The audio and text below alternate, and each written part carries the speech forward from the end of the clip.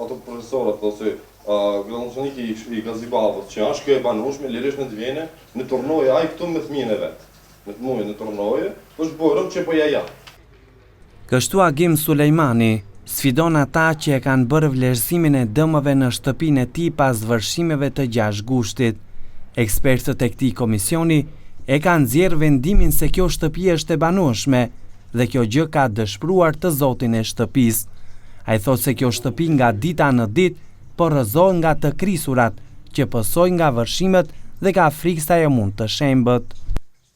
Kërkoj që të vjene edhe real në ta vlerësoje, damin unë nuk jam shembull që ai me kësi vlerësime, këto janë vlerësimet qesharake, nuk bon kësi vlerësime. Këtë vlerësim mundet me bon se cili që nuk donë minimu, ai ka ardhën veç sa për me kalue, edhe me thanë që nej na kanë, edhe i kina kalu, po kjo shtëpi nuk është, për këtë vlerësim nuk është 100% që ka fotografia, ka kret, mund me ardhë lirish kur doj edhe në të.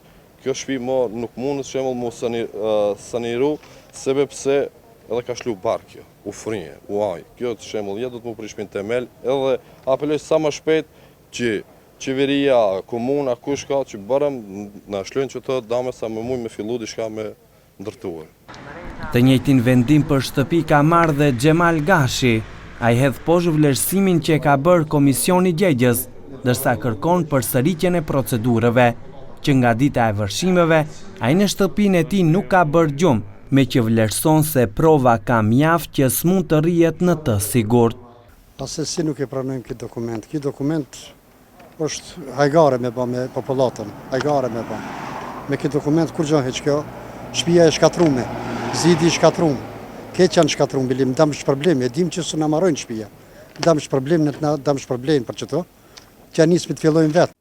Nga vërshimet e 6 gushtit që përfshin Shkupin dhe rrethinën, janë goditur rreth 5.000 familje, 23 persona kanë humbur jetën, ndërsa 10 të tjerë janë lënduar, mbi 2.000 prona janë dëmtuar. Askush nga autoritetet nuk është përgjigjur në thirrjen e televizionit për t'u përgjigjur këtyre ankesave.